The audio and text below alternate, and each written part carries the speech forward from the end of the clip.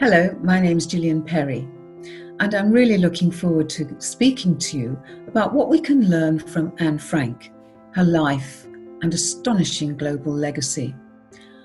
I'm uniquely placed to tell you this story. I was the co-founder, along with family and friends, of Mr. Otto Frank, and executive director of the Anne Frank Trust in the UK.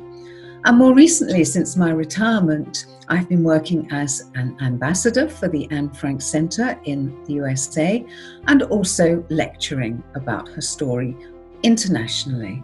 I have some fascinating stories to tell you, including how iconic figures such as Nelson Mandela have told about how Anne has affected their lives.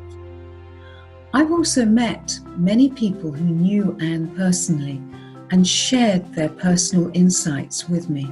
I want to tell you how Anne has influenced the lives of thousands of people around the world in some of the most turbulent and violent places, and how she has become a power for good in bringing people together. I promise you this story will be uplifting. So do come and join me on this journey into Anne Frank's world, and I look forward to meeting you.